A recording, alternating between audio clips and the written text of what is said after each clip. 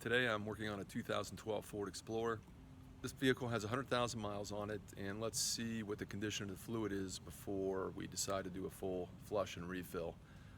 Interestingly enough, and I'll show this to you momentarily, you cannot change a filter on this vehicle unless you crack open the transmission, and that is a major project. A little disappointed in Ford for doing it this way.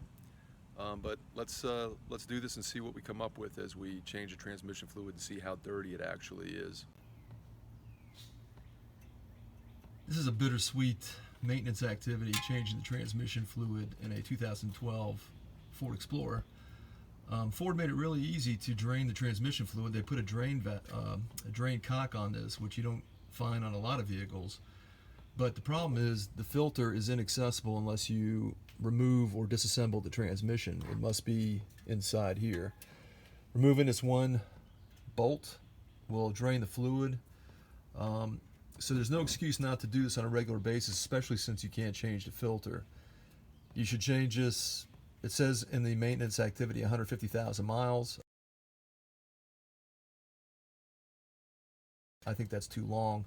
I'll show later in this video that the fluid that came out of this vehicle is extremely dirty and should have been changed already, and this one only has 100,000 miles on it. So sometimes it's not always best to follow the maintenance schedule on these vehicles. Doing it more often is better than not doing it enough, obviously, or doing it per the schedule.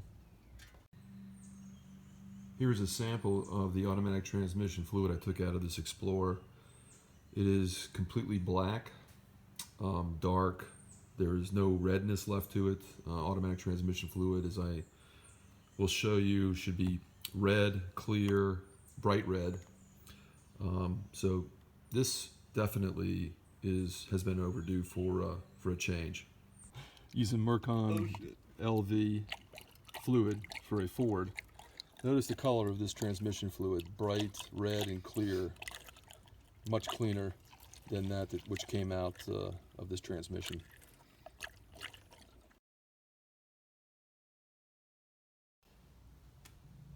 While doing a transmission fluid change on the 2012 Explorer, this follower indicated to me that he's driving down a gravel road to get to his workplace. And you can see how filthy everything has gotten in here. The dust that's coming off the road is all over this, and which means that the air filter needs to be replaced much more often. There's a lot of dirt and filth in here, and the filter looks terrible. So the normal maintenance schedule on the filter is going to have to be a little bit more quickly performed.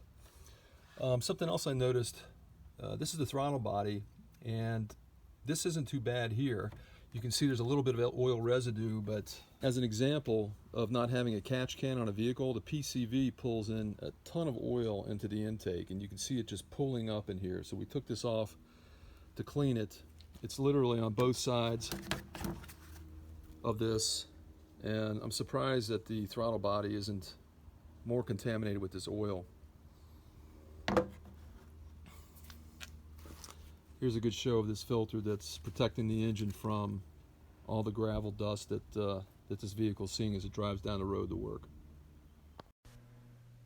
In conclusion, I think I've shown clearly that this vehicle should not have waited until 100,000 miles to drain and refill the transmission fluid. I've recommended to this owner that he should be changing this every 20 to 30,000 miles, at least for the next couple times, in order to get as much fresh transmission fluid in there as possible.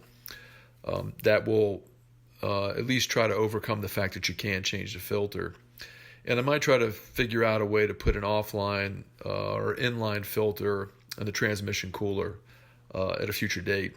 Also, when you get an opportunity to pull things apart and take a good look at your vehicle, make sure you do an inspection. I've shown here that oil contamination is occurring from the PCV. That can have an impact on your miles per gallon and engine performance, and also routinely inspect your air filter. If you're driving your vehicle in difficult conditions like dusty gravel roads or a lot of city traffic, stop and start, engine starts, engine stops on a regular basis, then you need to increase the maintenance activities on the vehicle in order to get the best life out of it. Abe and I would like you to subscribe, hit that thumbs up, and provide comments below. See you next time on Driving Intelligence.